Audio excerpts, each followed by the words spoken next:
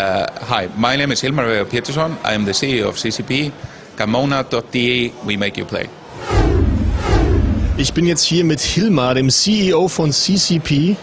Und die haben ein ganz hoffentlich tolles neues Spiel vorgestellt, nämlich Dust 514. You've unleashed a new game here at the Gamescom, Dust 514. What is the game about?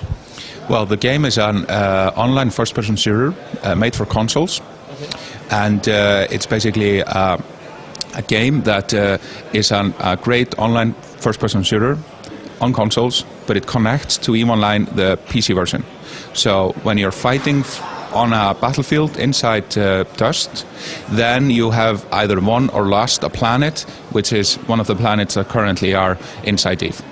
Okay, so your plan is to really merge those two worlds? Exactly. Those two worlds will affect each other in a meaningful way. You can still have great fun without sort of thinking about the strategic connections between these games, because both of them are fun to play. But everything has this additional meaning and sort of relevance. Whether you win or lose will have maybe implications of thousands or tens of thousands of other players. Well, there are both sort of strategy elements to the game, where you can the battlefields in which you fight are very strategic.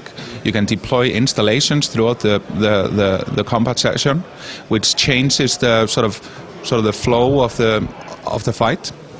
So there are like RTS elements through that.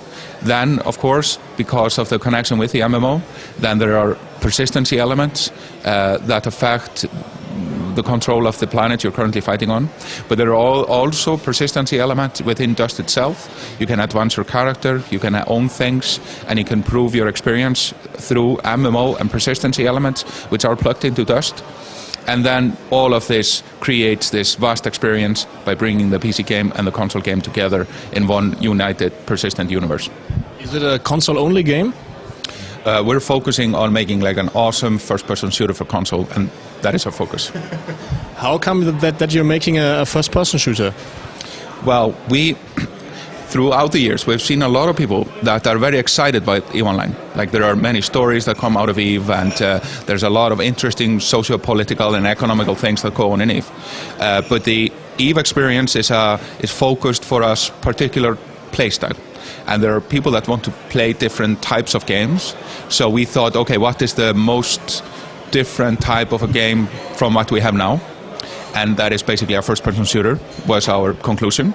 So we want to make a first-person shooter for all the first-person shooter fans that are also fans of EVE, and they want to play a game that happens in the EVE universe.